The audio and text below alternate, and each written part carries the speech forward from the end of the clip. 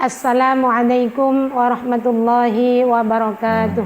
Waalaikumsalam warahmatullahi wabarakatuh. Alhamdulillahi rabbil alamin.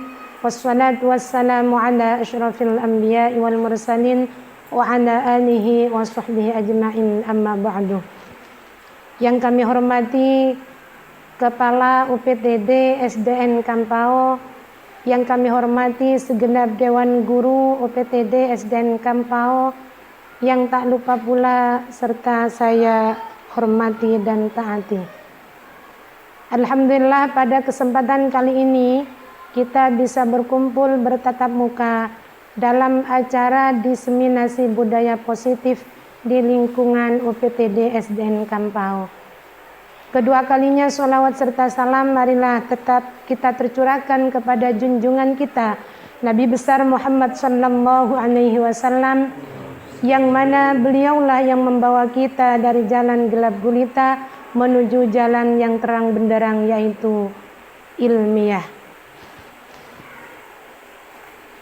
Demi menyingkatnya waktu, kami sebagai penyusun acara pada kegiatan pagi hari ini kami susun sebagai berikut. Acara pertama yaitu pembukaan. Acara kedua sambutan dari Kepala UPTD SDN Kampao. Acara yang ketiga yaitu acara kegiatan diseminasi budaya positif yang akan disampaikan oleh Bapak Sutarlan SPD sebagai CGP Angkatan 7. Demi menyingkatnya waktu, marilah kita buka kegiatan pada pagi hari ini dengan pembacaan suratul Fatihah. Ila hadihan niyah wa ala kulli niyatin shalihah. Al-Fatihah. A'udzu billahi minasyaitonir rajim. Bismillahirrahmanirrahim. Alhamdulillahi rabbil alamin arrahmanir rahim maliki yaumiddin. Iyyaka na'budu wa iyyaka nasta'in ihdinas siratal mustaqim. Siratal ladzina an'amta 'alaihim ghairil maghdubi 'alaihim waladdallin.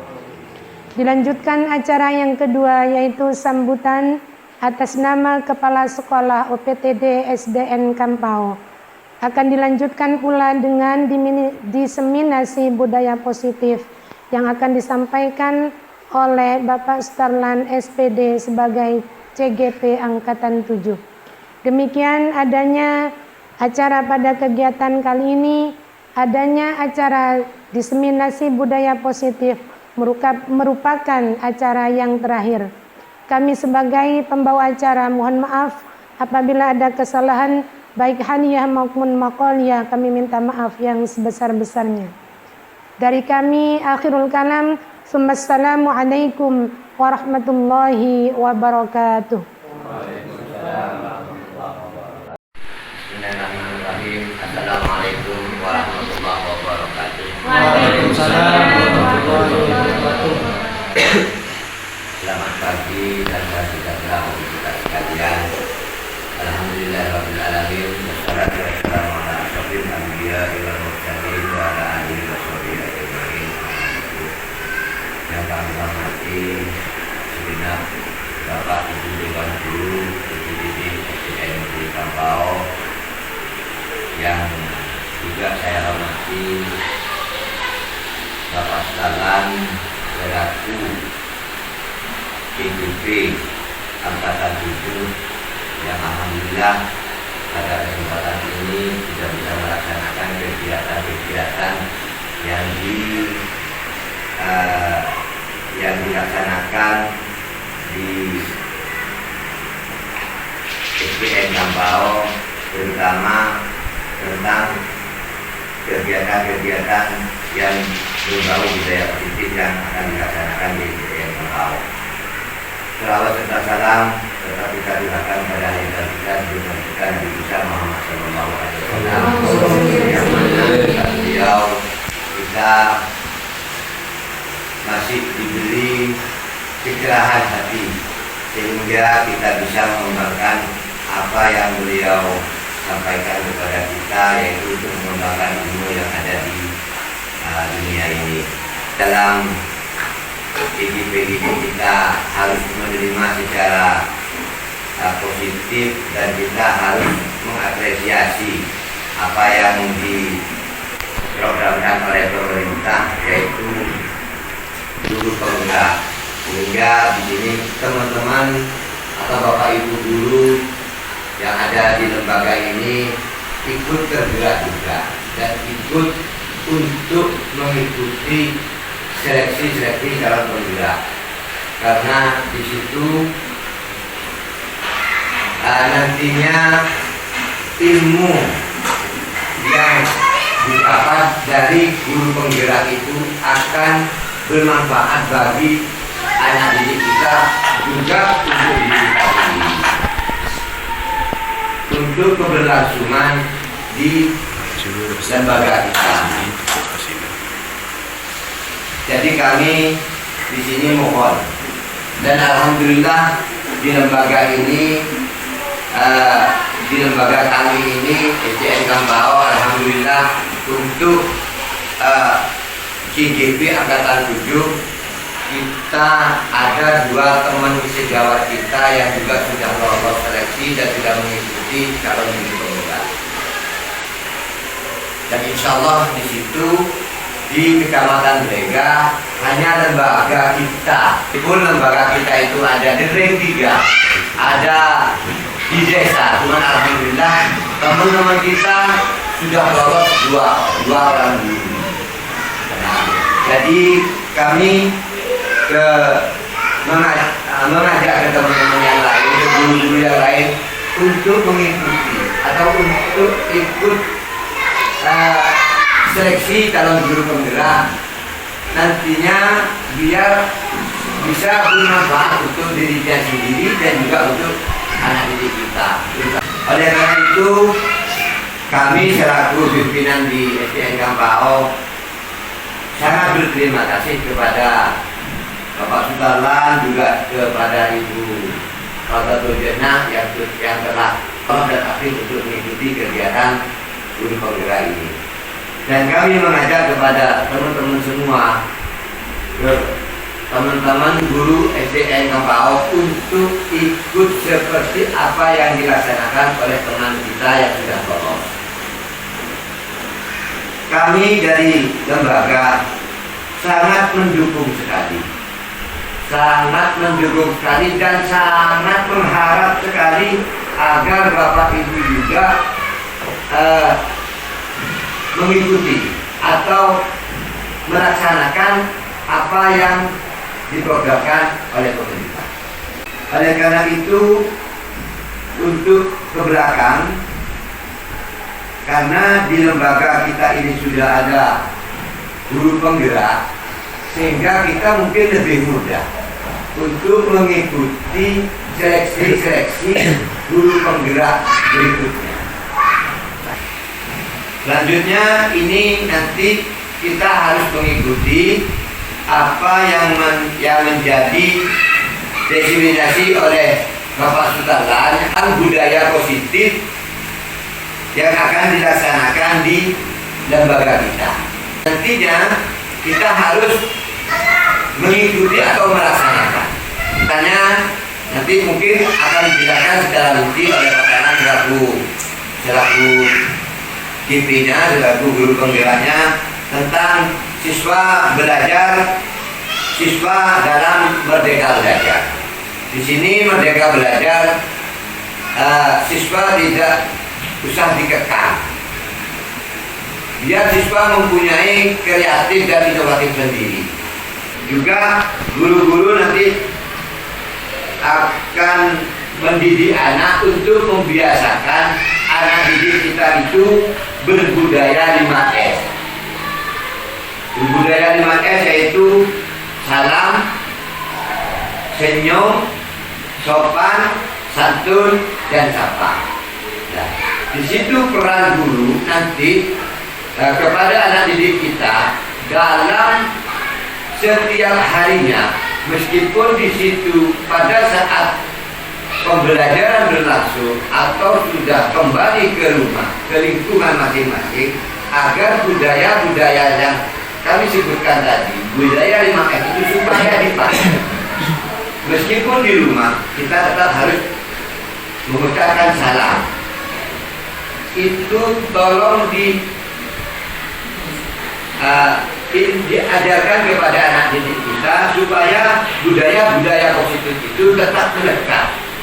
Senyum, kita jangan marah-marah, sopan, bertemu yang lebih tua atau apalagi guru, apalagi orang tua, kita harus sopan santun, dan juga sapa, saling sapa.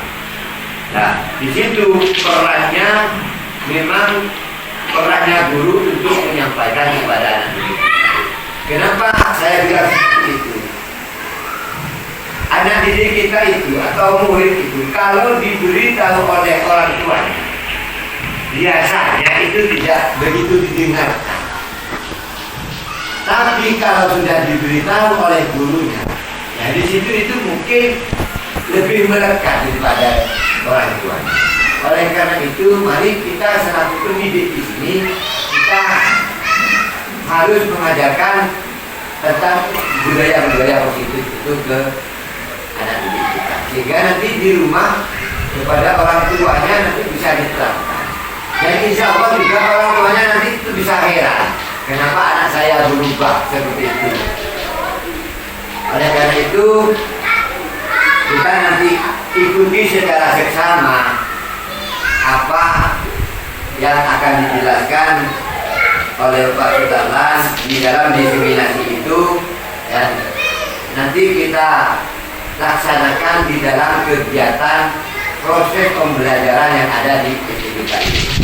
Jadi di situ kita mendapatkan manfaat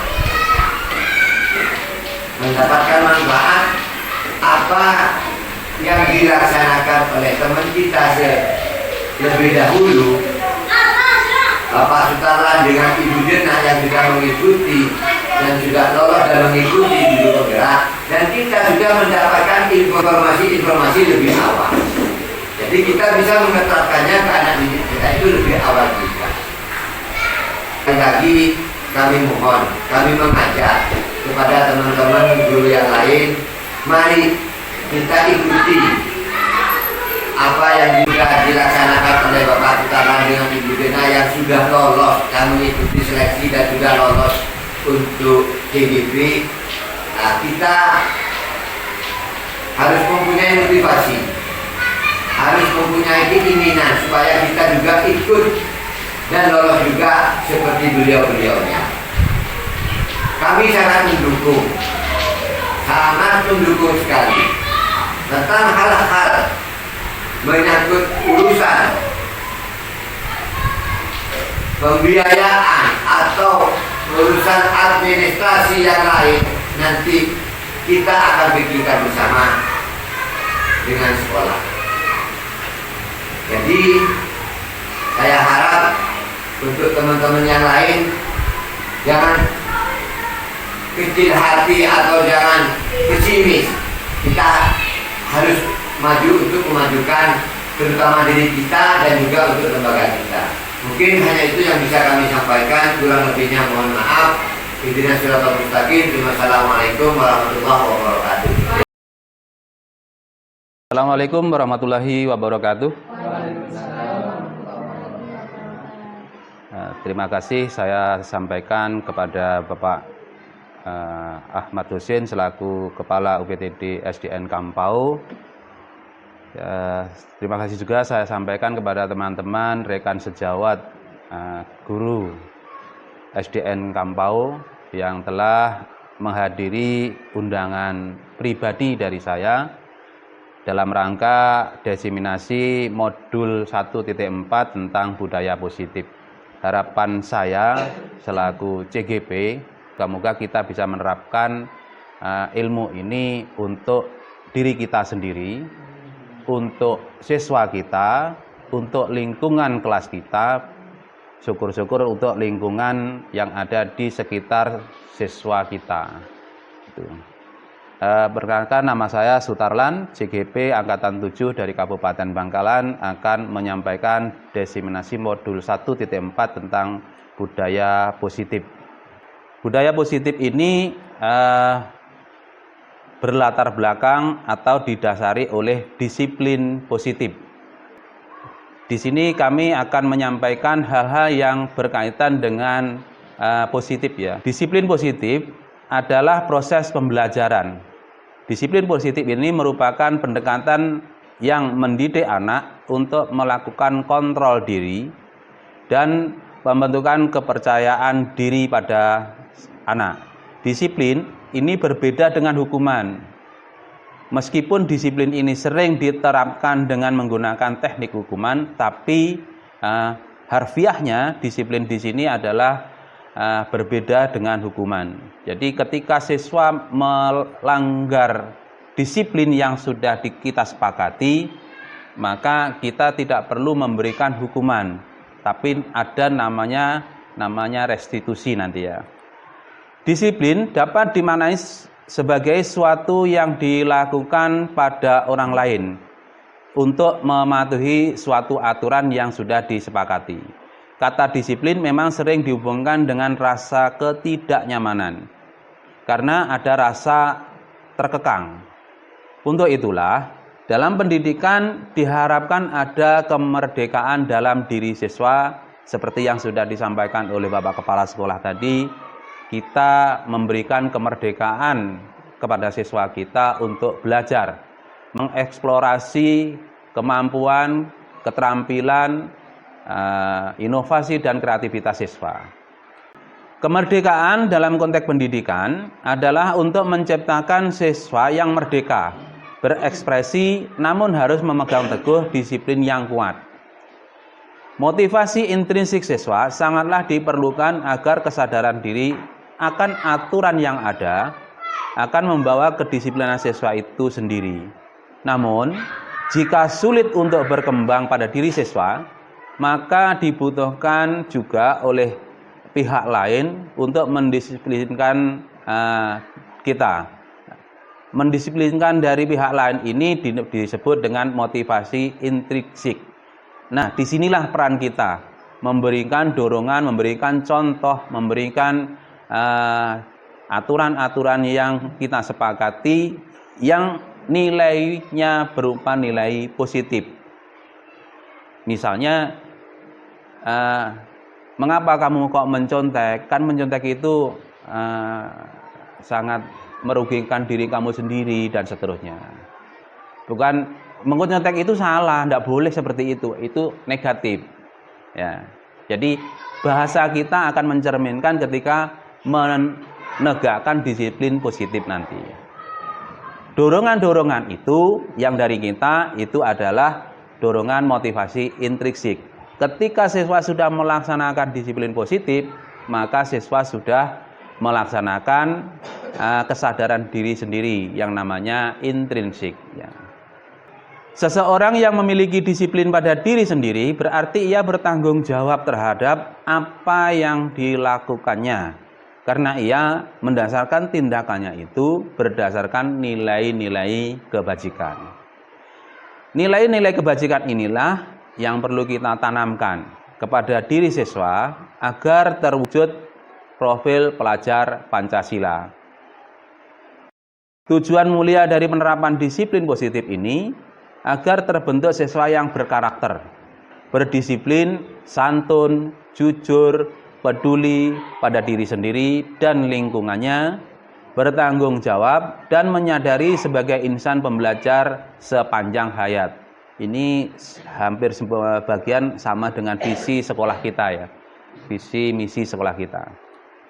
Untuk membuat siswa itu mempunyai disiplin tinggi, maka perlu diterapkan teori kontrol. Menurut Dr. William Glasser, memberikan teori-teori kontrol itu yang pertama bahwa ilusi guru mengontrol murid.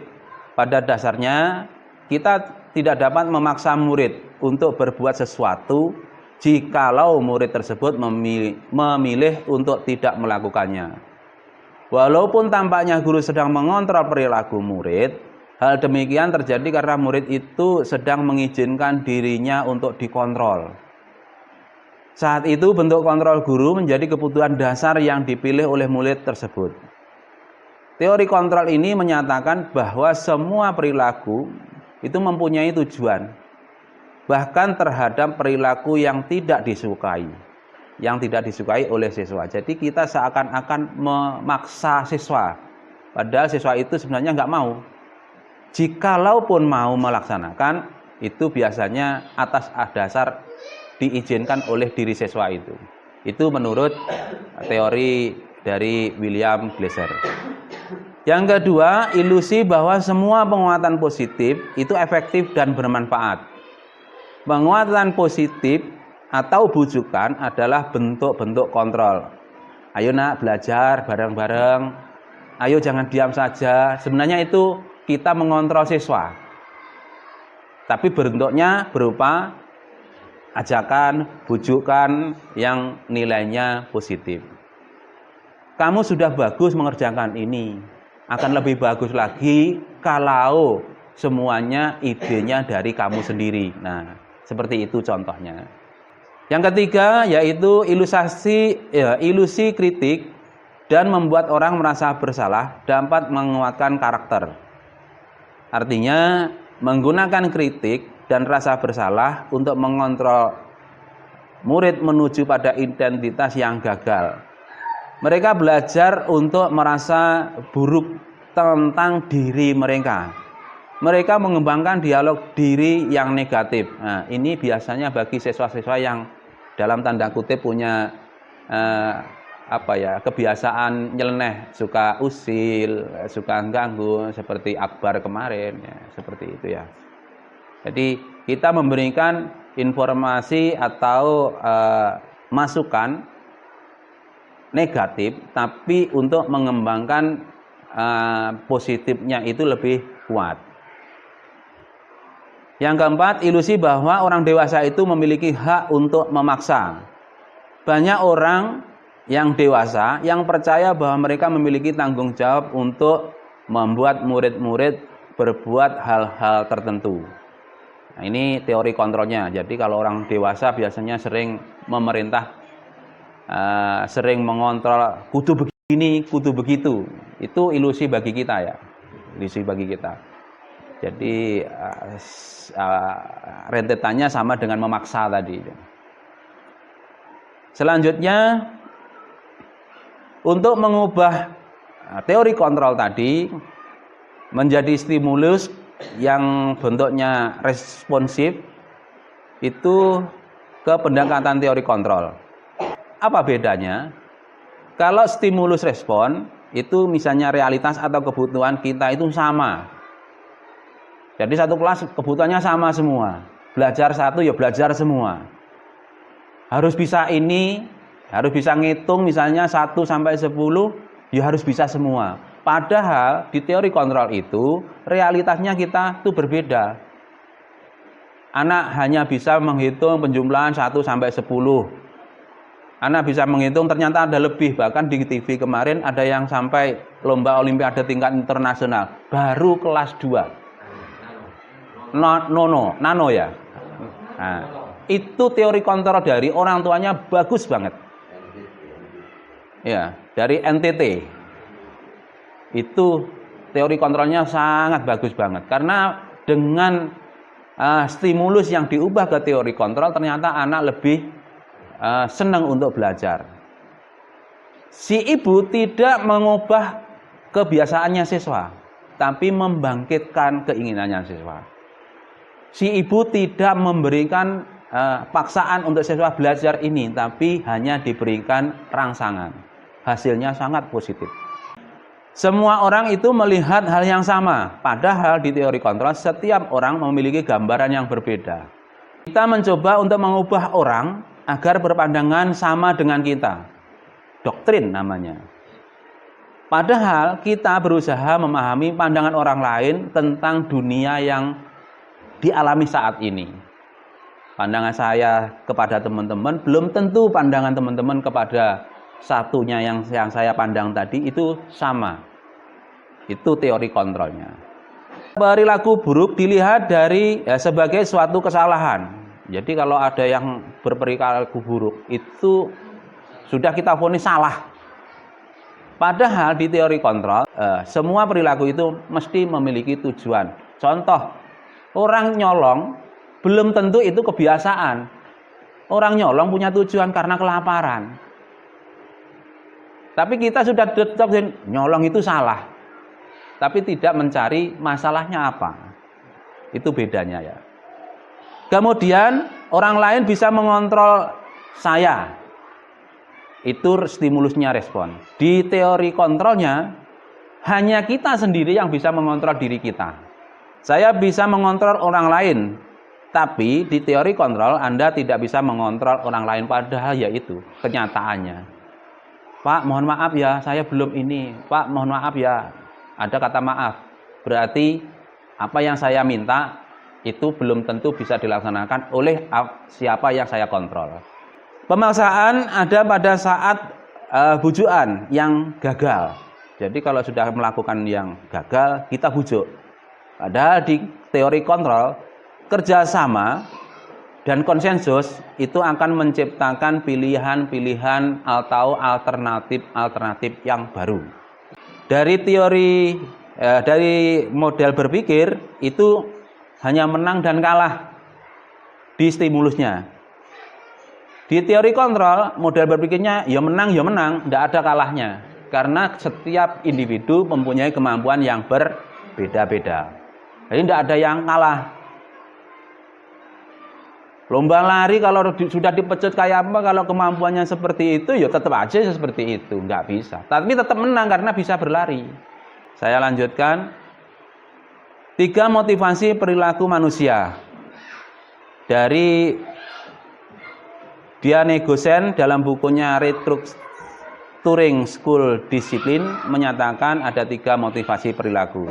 Yaitu untuk menghindari ketidaknyamanan atau hukuman. Yang kedua, mendapatkan imbalan atau penghargaan dari orang lain. Yang ketiga, menjadi orang yang mereka inginkan dan menghargai diri sendiri dengan nilai-nilai yang mereka percaya. Menghindari ketidaknyamanan ini adalah tingkat yang paling rendah. Tingkat yang kedua yaitu mendapatkan imbalan. Ada embel-embel aku pengen disanjung misalnya, itu sudah imbalan. Di sini orang berperilaku untuk mendapatkan imbalan atau penghargaan dari orang lain.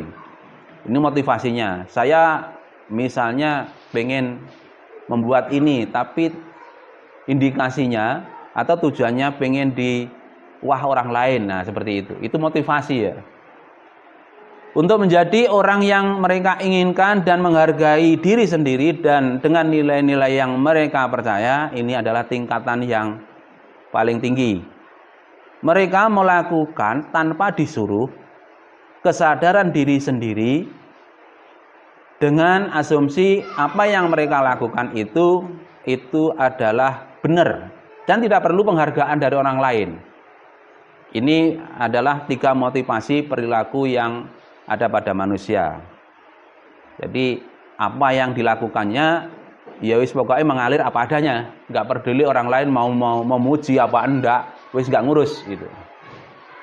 Yang pertama, orang kudu melakukan. Yang kedua, melakukan tapi pengen dipuji, pengen dapat imbalan. Yang ketiga, melakukan tanpa embel-embel. Nah, kita posisi di mana? Enggak tahu, masing-masing sendiri yang tahu. Ya. Tapi itu motivasi loh ya, motivasi. Motivasi kita bekerja, motivasi kita untuk melakukan sesuatu yang menurut kita yakini benar. Nah, kita sebagai guru di kelas untuk melaksanakan disiplin positif, maka perlu adanya kesepakatan-kesepakatan yang harus kita sepakati dengan anak didik kita di kelas. Kesepakatan-kesepakatan yang positif ini berangkat dari aturan-aturan atau tata tertib yang sudah dibuat oleh sekolah. Jadi sekolah membuat tata tertib, kita memberikan tata tertib itu kepada siswa, dan siswa bersama kita membuat keyakinan kelas. Keyakinan kelas itu nilainya positif. Nilainya positif. Mengapa harus membuat keyakinan kelas? Kok tidak peraturan kelas? Mari kita renungkan. Mari kita mengapa kita memiliki peraturan tentang penggunaan helm pada saat mengendarai kendaraan roda 2 atau motor? asumsinya atau keyakinan kita, kalau pakai helm apa tujuannya? Nggak ditilang polisi, minimal itu. Ya. Tapi lebih lanjut, kemungkinan untuk keyakinan kita adalah menjaga keselamatan diri kita sendiri. Di jalan desa tidak ada polisi yang patroli. Tapi kalau ketika kejeglong, pas jatuh, kepala kita membentur, ya moga-moga enggak. Apa yang terjadi jika kita tidak memakai helm? Itu keyakinan loh ya, keyakinan. Yang kedua, mengapa kita memiliki peraturan tentang penggunaan masker dan mencuci tangan setiap saat? Jawabannya kemungkinan ya untuk menjaga kesehatan, bukan menjalankan peraturan yang ada di sekolah. Kalau ada yang masih memiliki paham menjaga, mematuhi peraturan sekolah, berarti nilai positif pada diri kita belum tumbuh. Ya, belum maksimal. Tapi kalau setiap kita melaksanakan dengan kesadaran diri, setiap masuk sekolah, setiap pulang sekolah, setiap masuk rumah, kita terbiasa mencuci tangan terlebih dahulu, maka jawaban dari memakai masker dan mencuci tangan mungkin untuk kesehatan diri kita sendiri minimal. Nilai-nilai keselamatan atau kesehatan inilah yang kita sebut sebagai suatu keyakinan, yaitu nilai-nilai kebajikan yang universal yang sudah disepakati secara tersirat dan tersurat, lepas dari latar belakang suku, negara, bahasa maupun agama. Jadi kalau sudah ada keyakinan berdasarkan kesepakatan, ini sudah universal. Siapapun mesti seperti itu. Bagaimana untuk membentuk keyakinan kelas? Nah, di sini keyakinan kelas itu sifatnya abstrak ya. Abstrak dari suatu peraturan yang sudah dijalankan atau yang sudah dilaksanakan di sekolah. Tetapi lebih rinci dan lebih konkret. Contoh, setiap hari Senin dan Selasa, siswa memakai baju merah dan putih. Seragam merah dan putih. Semua siswa memakai baju seragam merah putih. Sesuai aturan ya. Tetapi akan lebih bagus lagi kalau seragamnya itu bajunya dimasukkan. Lebih rapi kan? Yakin karena punya kerapian. Jadi sifatnya abstrak. Ketika siswa tidak memakai baju seragam bagaimana? Melanggar aturan. Nah, sikap kita tidak boleh memvonis itu salah. Kita harus cari dulu masalahnya apa. Nah, sifatnya di situ. Keyakinan kelas itu berupa pernyataan-pernyataan yang universal, yang diyakini tadi. Pernyataan keyakinan kelas senantiasa dibuat dalam bentuk yang positif. Keyakinan kelas hendaknya tidak terlalu banyak sehingga mudah diingat dan dipahami oleh semua warga kelas. Keyakinan kelas sebaiknya sesuatu yang dapat diterapkan di lingkungan tersebut. Jadi kelas 1 dengan kelas 5 atau kelas 1 dengan kelas 6 itu keyakinan kelasnya mungkin berbeda ya. Semua warga kelas hendaknya ikut berkontribusi dalam pembuatan keyakinan kelas lewat kegiatan curah pendapat. Nah, ini nanti bisa kita laksanakan mungkin ketika suatu saat teman-teman membuat keyakinan kelas tapi menemui jalan buntu, kita rundingkan bagaimana solusinya. Selanjutnya, bersedia meninjau kembali keyakinan kelas dari waktu ke waktu. Nah, di sini refleksi kita ketika sudah membuat keyakinan kelas, ternyata keyakinan kelas itu tetap aja belum maksimal. Ada refleksi yang perlu kita laksanakan dan perlu kita diskusikan sesama teman sejawat. Contoh keyakinan kelas. Nah, contohnya keyakinan kelas untuk kelas 1. Setiap anggota kelas perlu belajar. Jadi ke sekolah itu perlunya belajar. Yang kedua, setiap anggota kelas itu perlu senang. Berarti nggak ada anak yang nangis. Kalau ada anak yang nangis, berarti ada anak yang susah. Setiap anggota kelas perlu melakukan tugas yang sudah diberikan. Selain belajar, melaksanakan tugas. Setiap anggota kelas perlu saling menghargai. Kalau ada keyakinan kelas yang saling menghargai, tidak ada anak yang usil. Kalau aturannya bentuknya tidak boleh mengganggu teman sekelas. Aturannya seperti itu. Itu bentuknya aturan. Keyakinan kelasnya, setiap anggota kelas itu saling menghargai. Nilainya tetap positif, tapi melaksanakan aturan. Setiap anggota kelas perlu merasa aman. Nah ini, kalau masih ada anak yang usil, berarti ada anak yang tidak aman. Baru masuk di sini, saudara, Pak, lapor, ada berarti ada anak yang usil. Yang diusili merasa tidak aman. Mari kita coba cermati, kita resapi kalimat-kalimat yang ada di sini. Jadi ini bentuk salah satu contoh dari keyakinan kelas yang perlu ditulis ini. Enggak banyak kok. Nah, kan hanya ini kan. Jadi nanti tulisannya ya seperti ini dibuatkan mungkin di kertas karton. Tapi yang nulis jangan sampean. Yang nulis anak berdasarkan kesepakatan yang sudah kita berikan. Jadi misalnya seperti ini bagaimana? Oh ya Pak, sepakat. Nah, misalnya, ya wis tulis. Kan sepakat kan? Bedanya dengan kelas 5 bagaimana? Selalu bersikap positif. Jadi selalu bersikap positif. Yang negatif enggak ono, misalnya, enggak ada. Senantiasa menjadi diri yang terbaik. Mau berpacu, enggak peduli orang lain. Berbuat sebaik mungkin dan tidak merugikan orang lain. Jadi menjadi diri yang terbaik. Seperti tadi itu, setiap datang ke sekolah menerapkan 5S. Itu menjadi diri yang terbaik. Dan alhamdulillah di sekolah kita sudah terbiasa 5S itu diterapkan. Tinggal menerapkan ketika di jalan. Ya, kadang-kadang di jalan masih ada anak, ya mohon maaf ya, Pak, hai. Masih ada itu, ya. Masih ada. Nah, itu perlu penunjang pemahaman untuk anak didik kita. Kalau di sekolah insya Allah sudah bagus. Kita datang atau anak saya ketemu kita sudah langsung memberi minimal salaman dulu. Kemudian salam. Nah, ada yang wajahnya merengut. Apa merengut wajahnya? Cemberut ya. Walaupun salaman cemberut enggak ono. Yang ketiga, percaya dan menghormati orang lain serta barang miliknya. Kalau sudah mengangkut barang milik, berarti tidak ada anak yang mencuri. Kenapa? Karena mencuri, saya yakin mencuri itu jelek. Sehingga ketika mengambil barang miliknya orang lain, itu tidak akan terjadi. Tapi di sekolah kita masih ada.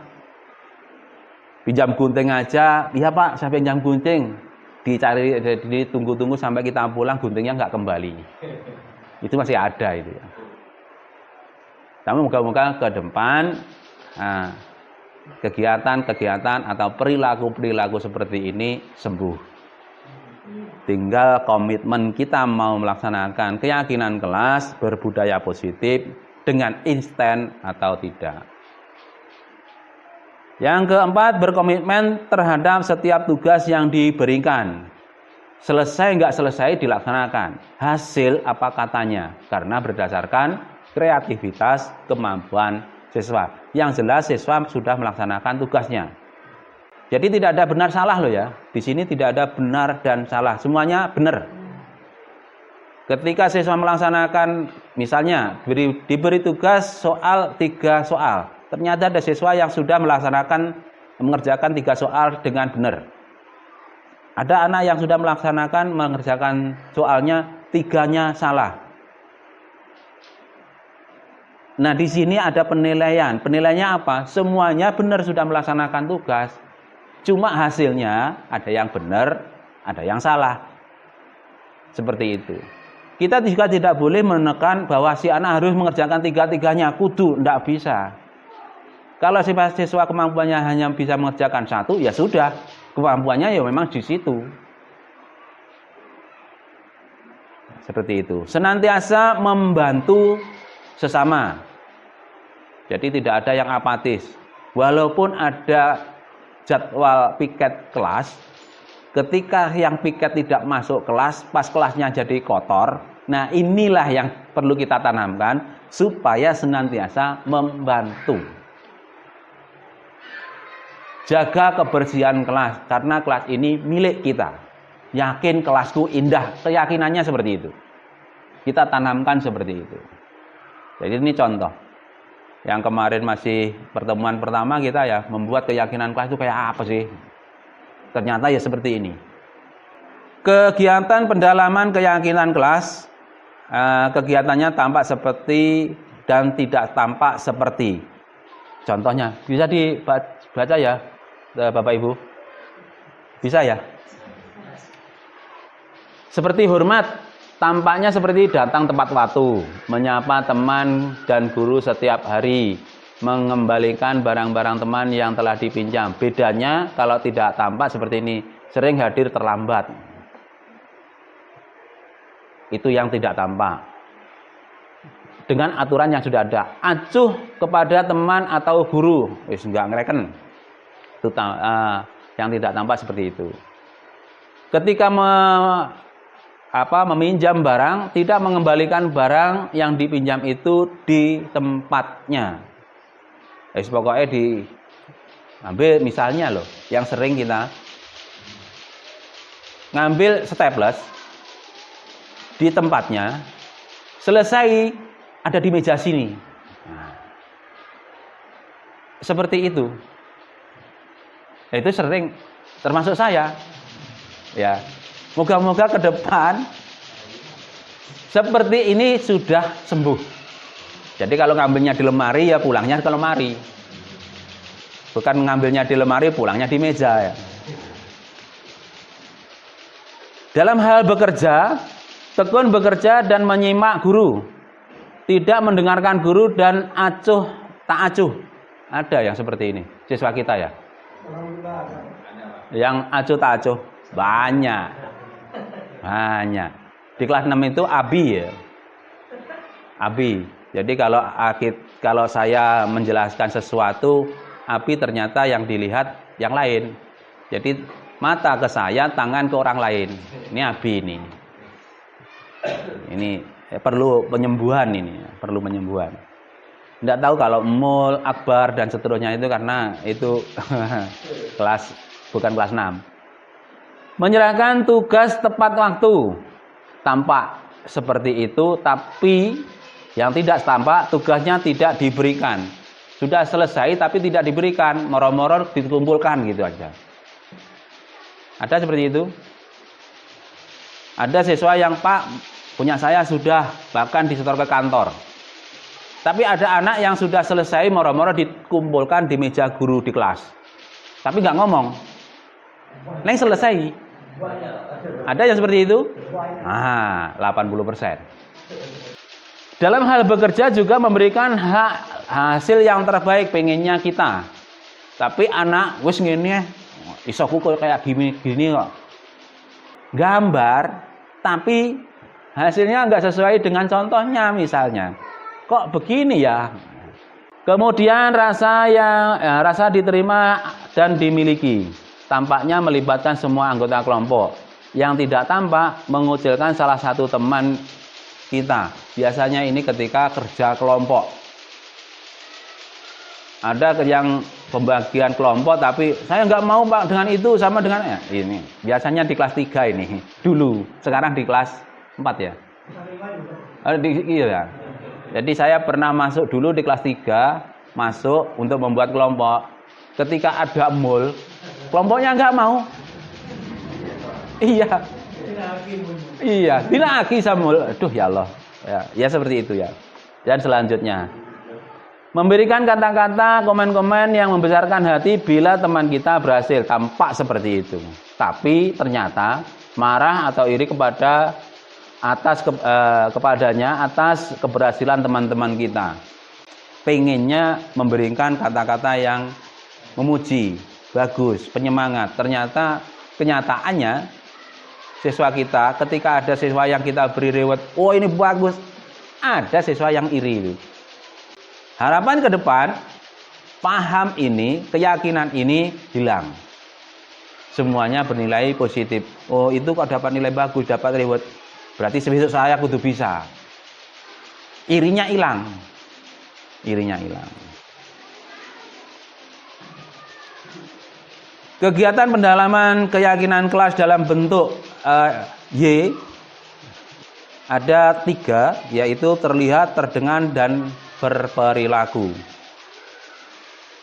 Yang terdengar, satu orang berbicara, yuk saya bantu. Biasanya seperti itu. Ini keyakinan, dan nilainya positif. Setelah melaksanakan keyakinan, mau membantu sesama, moro-moro yuk kita bantu. Nah, ini sering ini, saya ini. Maksudnya saya sering dibantu. Ini alhamdulillah untuk teman-teman di SDN Kampau, Pak Kepala sangat kompak banget untuk hal-hal yang membantu. Baik membantu kerja di sekolah maupun di kelas. Jadi ketika teman kita berhalangan hadir, kita tidak perlu mencari siapa yang mengisi kelas itu, namun dengan kesadaran kita langsung masuk ke kelas yang kosong tadi. Ini yang budaya kita yang sangat bagus. Terutama Bu Jenah yang sering ngisi, Pak Sipul, Pak Ujang. Saya sendiri sering pergi dan sering diisi kelas saya. Ini sangat membantu saya ya. Yang terlihat berempati terhadap perasaan orang lain. Nah, seperti ini. Oh, kasihan Pak Sipul tidak masuk karena masih repot. Kelasnya saya isi aja lah. Berempati namanya. Perilakunya bagaimana? Ya tersenyum aja lah. Senang-senang aja melaksanakan seperti itu. Seperti itu ya. Jadi ini ya pendalaman keyakinan kelas. Murid kita pengennya yo seperti ini. Apa yang sudah kita laksanakan bisa dilaksanakan oleh murid juga. Kalau satu nggak bisa, murid kita pengen juga bisa membantu siswa, sesama siswa. Jangan terus, itu bukan tanggung jawab saya, itu tugasnya. Nah, seperti itu. Masih ada kok itu. Di kelas 6 apalagi. Sudah bisa berpikir, bukan tugas saya, Pak. Tugasnya itu yang nyapu. Loh, Pak Gun beda. Ya. Tapi lambat laun insya Allah dengan intennya kita perubahan-perubahan yang ke arah positif bisa terlaksanakan. Moga-moga. Selanjutnya kegiatan pendalaman keyakinan kelas berdasarkan kegiatan tugas saya, tugas kamu antara murid dengan guru. Kalau guru tugasnya mengajar, muridnya ya belajar. Kalau guru tugasnya mendidik, siswanya ya mencoba. Yang dikatakan oleh Bapak Kepala untuk siswa lebih merdeka tadi seperti ini.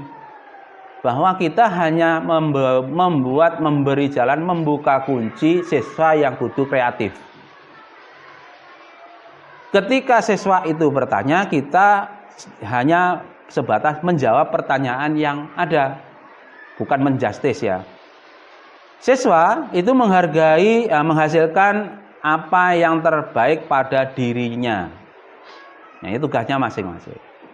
Kalau kita mengatur kelas, siswa itu mengikuti peraturannya.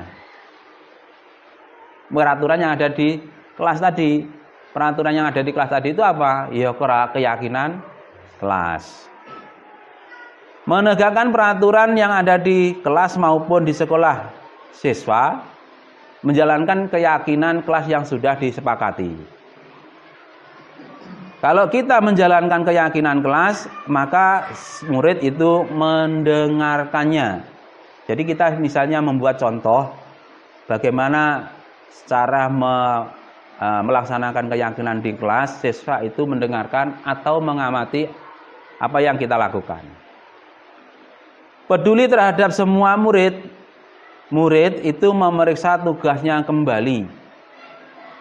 Jadi kalau kita peduli kepada murid, ya, ini kok belum lengkap, ini kok begini, gambarnya kok belum sempurna, tugasnya kok belum lengkap, dan seterusnya. Siswa tugasnya mengoreksi apa yang sudah dikerjakan. Jadi bukan seperti ini, kita menyakiti atau disakiti. Ngomong sedikit aja kepada siswa kadang-kadang membuat sakit siswa, akhirnya besoknya nggak masuk. Menyakiti atau disakiti, apa jarang Pak Tarlan ngomongnya begitu, kok lama masuk ah, nah, seperti itu. Padahal cuma ngomong, tapi memang apa namanya, bully ya, perundungan berupa verbal namanya. Memaksa kamu untuk belajar, jadi siswa kudu belajar. Biasanya kita kan seperti itu ya. Karena disuruh belajar terus, siswa akhirnya mengeluh.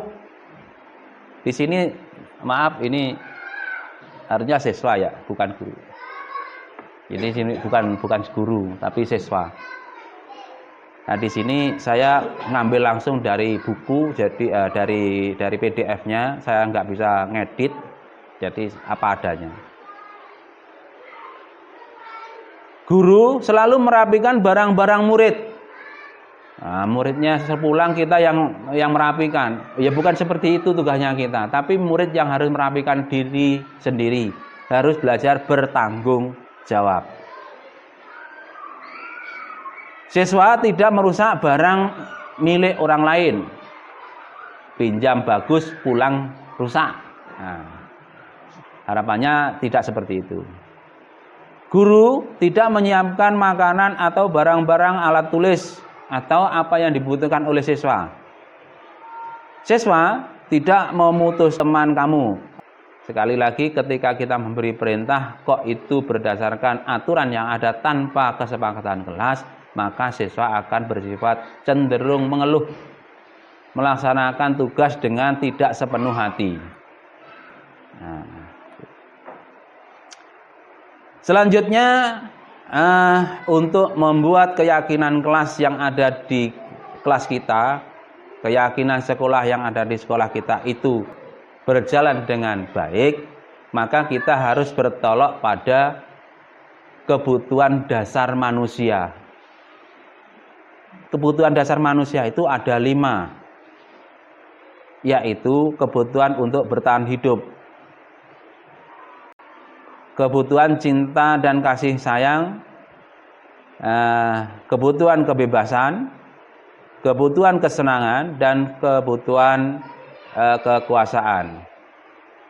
Secara rinci, globalnya, bahwa kebutuhan untuk bertahan hidup itu seperti kita memberikan ilmu-ilmu bagaimana orang bertahan untuk hidup. Ya, mulai bekerja, mulai makanan, kebutuhan yang berkaitan dengan hajat hidup itu kepada siswa ya, itu kebutuhan dasarnya. Orang nggak mungkin bertahan hidup kalau kebutuhan hidupnya ini tidak tercukupi. Akhirnya ada yang kelaparan. Kebutuhan yang kedua, cinta dan kasih sayang. Di sini ada ketika siswa nanti sudah dewasa memberikan arahan bahwa menjadi keluarga yang sempurna, keluarga yang harmonis, ya, penuh cinta dan kasih sayang. Harapannya seperti itu. Harapan yang ketiga, bahwa kebutuhan dasar manusia itu mempunyai kebebasan, bebas memilih apa yang diinginkan tanpa mengesampingkan orang lain yang ada di sekitar. Yang keempat, bahwa manusia itu juga butuh kesenangan. Dia nonton film, berrekreasi, dan seterusnya. Itu kebutuhan. Teman-teman nanti akan bisa melihat perbedaan orang yang sering dulan, sering refreshing, walaupun hanya sekedar kebelega, dan orang yang tidak pernah keluar. Tiap hari bekerja, malam ya di rumah. Siang bekerja, malam di rumah. akan berbeda ketika siang bekerja, malamnya ngobrol sama temannya. Itu termasuk kesenangan. Kopdar. Ngopi bareng. Itu akan berbeda. Kecenderungan akan bermuka besungut ya. Serius. Nah, orang yang bekerja terus dan malam itu beristirahat di rumah akan mempunyai kecenderungan wajah yang selalu serius. Tapi kalau orang yang sering sosialisasi, sering dolan, walaupun hanya sama keluarganya, akan berbeda raut wajahnya. Tapi ini memang kebutuhan ya. Jadi kalau anaknya misalnya, Pak, ini Pak biasanya Pak Marsuli ini. Pak, ayo Pak ke Belega Pak. Apa jong anu jauh. Nah ini. Padahal anak pengen seneng. Kadang-kadang jalan sampai ke jalan raya terus pulang lagi aja seneng kadang-kadang. Tapi kalau anaknya Pak Marsuli enggak, harus pulang bawa oleh-oleh. Memang seperti itu.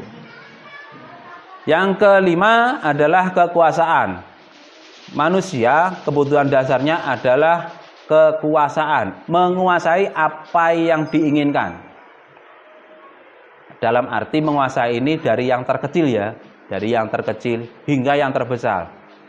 Bapak yang ada di sini, bapak-bapak yang ada di sini juga harus mempunyai kebutuhan dasar kekuasaan. Kalau tidak seperti itu, maka sampean semua tidak bisa menguasai keluarganya masing-masing. Kebutuhan kita yang di kelas adalah kekuasaan kita sebagai pendidik. Kita wajib bisa mengontrol siswa kita supaya kegiatan mengajar kita terkontrol oleh kita sesuai dengan keyakinan kelas yang sudah disepakati. Jadi memang kebutuhan dasar kekuasaan itu. 5 posisi kontrol bagi kita. Nah, di sini kita akan berlaku seperti apa? Ada 5 posisi kontrol. 1, penghukum. Orang yang melaksanakan posisi kontrol sebagai penghukum itu biasanya ngomongnya, patuhi aturan saya. Kalau enggak, awas yo. Kamu selalu saja salah. Biasanya seperti itu. Selalu, pasti selalu. Yang terakhir selesainya. Kalau ada tugas, si A ini selalu mengumpulkannya paling terakhir. Kita biasanya ngomongnya selalu dan pasti kamu yang terakhir. Ketika kita berlaku seperti ini atau mengucap seperti ini, maka posisi kontrol kita itu adalah sebagai penghukum. Ya, penghukum. Yang kedua, ketika kita sering mengeluarkan kata-kata, ibu sangat kecewa sekali dengan kamu. Berkali-kali bapak harus memberitahu kamu, tapi kamu nggak ngerti juga. Posisi kontrol ini membuat merasa bersalah pada siswa kita. Biasanya ini ke keluarga kita sering ini ya. Kamu itu dibilangin nggak anu. Ya seperti ini. Posisinya ada di urutan yang kedua, yaitu merasa bersalah karena sering melakukan salah. Yang ketiga, ketika kita melakukan pertanyaan-pertanyaan kepada orang yang melakukan kesalahan, biasanya agak halus. Apa yang telah kamu lakukan? Kok seperti itu? Sanksi atau konsekuensi yang harus kamu terima? Peraturan apa yang sudah kamu langgar? Seperti itu. Nah, ketika kita seperti ini, maka kontrol kita itu sebagai pemantau. Ada penghukum, ada yang bikin merasa bersalah, ada sebagai pemantau. Nah, ini yang keempat. Yang kelima, yang ketiga ya terbalik tadi itu. Yang ketiga, yang keempat sebenarnya ini. Sebagai teman. Nah, di sini yang sering kita laksanakan. Guru pada posisi ini tidak menyakiti siswa. Ini sudah sering kita laksanakan kepada siswa. Apa perbedaannya? Siswa dengan kita itu hampir tidak ada jarak. Sering ngobrol, terutama Pak Hasan. Nah, itu. Apalagi ibu. Ibu dari kelas 1 sampai kelas 6 itu sudah wis.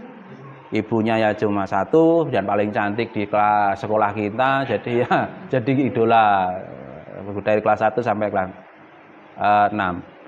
Nah, orang yang berbuat seperti ini itu biasanya menjadi teman. Ayolah, bantulah demi Bapak. Ngomongnya halus. Ayo, ingat, tidak bantuan Bapak selama ini. Misalnya ada siswa yang tidak mau berbuat apa yang dilaksanakan atau kita minta, kita ingatkan. Ya sudahlah, kali ini tidak apa-apa, nanti Ibu bantu bereskan. Nah, seperti itu. Kita sebagai teman. Hal negatif dari posisi teman ini juga ada. Bila suatu saat guru tersebut tidak membantu, maka siswa akan merasa kecewa dan berkata, saya pikir Bapak Ibu itu teman saya, biasanya bantu saya, malah sekarang enggak. Kecewa. Mesti ada positif dan negatifnya. Nah, posisi yang paling tinggi adalah sebagai manajer. Posisi kontrol sebagai manajer ini adalah posisi kontrol yang terakhir, yaitu posisi di mana guru itu bisa berbuat sesuatu bersama dengan murid, mempersilahkan murid untuk mempertanggungjawabkan perilakunya, mendukung murid agar dapat menemukan solusi atas permasalahan yang dihadapi. Seorang manajer itu telah memiliki keterampilan di posisi sebagai teman maupun pemantau. Jadi sudah paling tinggi, bisa jadi teman dan juga bisa jadi pemantau. Dan dengan demikian bisa jadi di waktu-waktu tertentu kembali menjadi posisi keduanya apabila diperlukan. Namun, bila kita menginginkan murid-murid kita menjadi manusia yang merdeka, yang mandiri dan bertanggung jawab, maka kita perlu mengacu pada restitusi yang dapat menjadikan murid itu menjadi seorang manajer bagi dirinya sendiri. Di manajer ini, murid diajak untuk menganalisis kebutuhan dirinya maupun kebutuhan orang lain. Di sini penekanannya bukan untuk kemampuan membuat konsekuensi, namun dapat berkolaborasi dengan murid bagaimana memperbaiki kesalahan yang sudah diperbuat. Jadi di sini kita perlu kesepakatan tadi, kesepakatan yang sudah dilaksanakan namun masih tetap dilanggar, kita perlu melaksanakan restitusi. Seorang manajer biasanya selalu berkata, apa yang kita yakini kemarin, apa yang sudah kita sepakati kemarin, kita kembali keyakinan kelas. Apa yang kamu ingat tentang keyakinan kelas? Apa yang kamu yakini ketika kamu melakukan hal-hal seperti ini? Itu posisi kita apabila menjadi seorang manajer. Jadi kembalikan ke keyakinan kelas yang sudah ada. Jika kamu meyakini, apakah kamu bersedia untuk memperbaikinya? Jika kamu memperbaiki ini, hal apa yang menunjukkan apa tentang dirimu? Dan rencana kamu untuk memperbaiki ini itu apa? Itu ketika kita menjadi seorang manajer. Jadi ketika misalnya siswa pada saat bel masuk, ternyata siswa ini masih di luar kelas. Ketika siswa ini masuk kelas dan ternyata kok telat, apa yang kita berikan kepada siswa ini? Sebuah restitusi, bukan jaktis, bukan pemantau, tapi sebuah keyakinan kelas yang kita berikan kepada siswa, supaya siswa walaupun salah tapi merasa tidak bersalah dan mau memperbaikinya. Memang sulit di sini, tapi kita perlu belajar. kita perlu belajar. Walaupun saya memberikan informasi seperti ini, saya juga tarafnya masih belajar. Begitu juga Ibu Rodotul Jannah, sama. Kita masih sering melakukan kegiatan yang belum mencerminkan secara maksimal keyakinan kelas ini, tapi tetap berusaha. Berusaha menjadi manajer di kelas. Berusaha menjadi pengontrol di kelas, supaya kelas kita menjadi lebih aman, kondusif, menyenangkan siswa, dan seterusnya, dan seterusnya. Nah, untuk membuat restitusi ini ada 3 tingkatan, yaitu yang pertama menstabilkan identitas, yang kedua validasi tindakan yang salah, dan menanyakan keyakinan. Ini 3 tingkatannya. Cara menstabilkan identitas itu yaitu berbuat salah itu tidak apa-apa. Ini kalimat-kalimat yang kita berikan kepada anak ya. Kita berikan kepada anak. Jadi tidak menjustis. Tidak ada manusia yang sempurna dan seterusnya. Kita bisa menyelesaikan ini dengan catatan kita belajar bareng seperti itu. Saya juga pernah melakukan ini kok. Kesalahan seperti itu sudah biasa kita lakukan. Tapi kita harus memperbaikinya dan seterusnya. Ini menstabilkan siswa supaya siswa tidak drop. Ya, supaya siswa tidak minder. Supaya siswa tidak terasingkan. Di sini posisinya sebagai menstabilkan identitas. Yang kedua, validasi tindakan yang salah. Memberikan informasi yang jelas kepada siswa bahwa apa yang dilakukannya itu memang benar-benar salah. Namun, kalimat yang kita berikan itu tidak mencerminkan yang salah atau negatif, tapi memberikan penguatan bahwa apa yang dilakukan itu sebenarnya salah, namun itu bisa diperbaiki. Apa yang bisa kita berikan kepada siswa ketika melakukan seperti ini? Kalimat yang bagus ya, misalnya seperti ini. Padahal kamu lo bisa melakukan lebih buruk dari ini. Sindiran kan? Misalnya kayak Akbar kemarin tuh moro-moro nangis, saya parani. Ternyata apa? Akbar itu guyon sama teman-temannya di kelas 3. Karena guyon biasanya kan ada yang nangis, Pak. Akbar itu seolah-olah kayak nangis gitu, Pak. Padahal ya guyon itu. Apa yang bisa kita lakukan pada Akbar? Biasanya kamu lebih buruk dari ini loh. Ngosot, gulung kuming dan seterusnya. Kan bisa. Apa positifnya? Drama. Ternyata Akbar bisa bermain drama. Iya kan? Aktingnya bagus. Nah, kalau sudah seperti ini, Akbar bisa jadi aktor antagonis loh. Larinya ke sana. Kamu patut bangga pada dirimu sendiri karena kamu telah melindungi sesuatu yang penting buatmu. Kadang-kadang ada yang dipinjami barang tapi tidak boleh. Sampai gontok-gontokan dan akhirnya barangnya rusak. Ada ya? Ini kelas 1, kelas 2 ini biasanya. Ya. Jadi ini tindakan yang salah itu perlu kita validasi bahwa apa yang dilaksanakan memang betul-betul salah. Tapi tidak boleh merasa bersalah. Nah, yang ketiga, menanyakan keyakinan.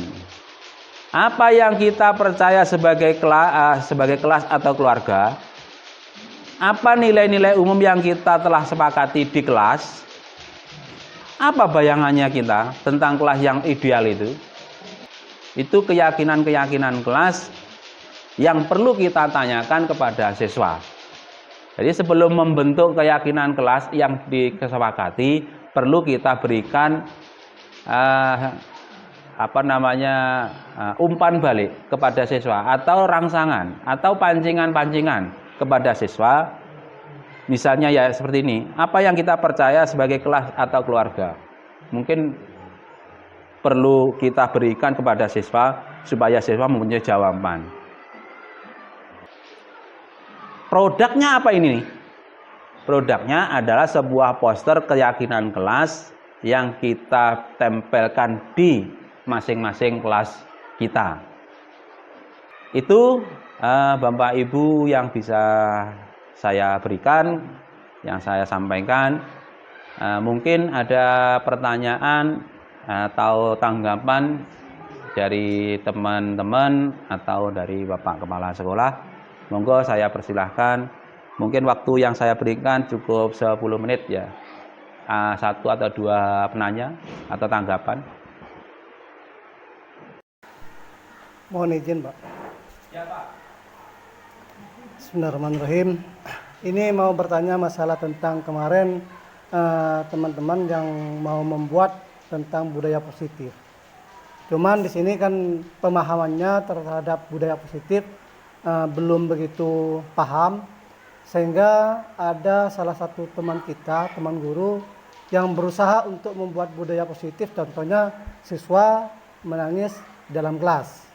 Nah, ternyata ketika konsultasi dengan Bapak itu bukan termasuk budaya positifnya, karena itu masuk kepada psikis. Hal ini minta tolong untuk diperjelaskan lebih detail lagi, sehingga ketika teman-teman berusaha membuat budaya positif ini pas gitu, tidak kebingungan lagi.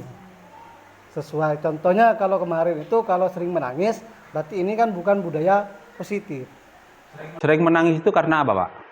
Karena dia tidak tahu ketika, anggaplah ketika menjawab sesuatu tidak tahu gitu. Saya langsung jawab ya.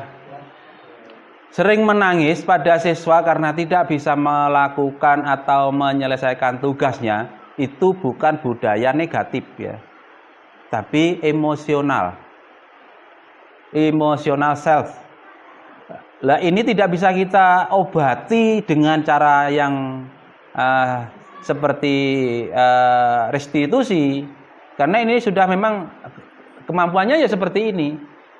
Ketika anak ini tidak mengganggu orang lain, kemudian tidak bisa mengerjakan tugasnya moro-moro nangis, yang lain kan nggak terganggu, Pak.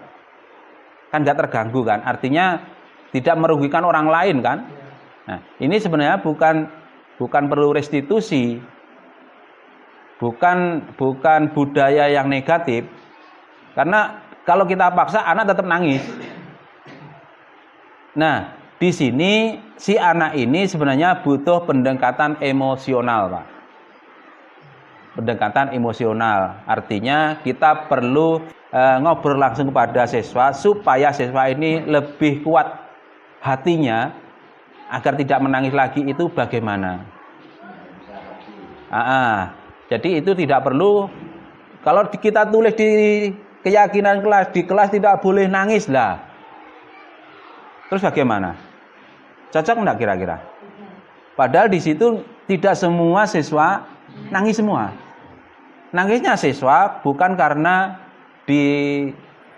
diganggu atau diusili oleh teman, tapi siswa ini karena mempunyai punya keinginan, sebetulnya punya keinginan untuk bisa, tapi karena tidak bisa menangis ya. Jadi dia merasa kurang mampu untuk menyelesaikan tugas, atau tugasnya dia itu selalu di belakang selesainya, atau tugasnya sering tidak selesai pada waktunya, akhirnya nangis. Kan begitu. Itu sebenarnya emosional, Pak. Butuh pendekatan kita aja lah. Tapi kalau ada siswa yang nangis karena tugasnya nggak selesai, itu bukan restitusi, karena tidak merugikan orang lain. Seperti itu. Di restitusi ini adalah tindakan setelah membuat kesepakatan kelas gitu maksudnya, kedisiplinan kelas. Ya, jadi restitusi akan kita laksanakan apabila kita sudah membuat keyakinan kelas. Terima kasih Pak Muin yang telah memberikan tanggapan bahwa kita memang perlu peningkatan di hal seperti ini. Peningkatan ini terutama karena belum maksimalnya pemahaman kita tentang keyakinan. Mungkin ke depan kita perlu saling mengisi, saling memberikan informasi, bahkan kalau bisa ya saling sering-sering berkolaborasi lah, agar koordinasi, agar apa yang disampaikan oleh wali murid tadi itu tidak terjadi lagi untuk kedepannya. Itu ya teman-teman. Terima kasih saya sampaikan sekali lagi kepada Bapak Kepala Sekolah UPTD SDN Kampau dan teman-teman rekan guru SDN Kampau yang telah menghadiri kegiatan saya tentang diseminasi budaya positif yang ada di sekolah kita. Itu yang bisa saya sampaikan, kurang lebihnya saya mohon maaf. Akhiran, assalamualaikum warahmatullahi wabarakatuh. Waalaikumsalam warahmatullahi wabarakatuh.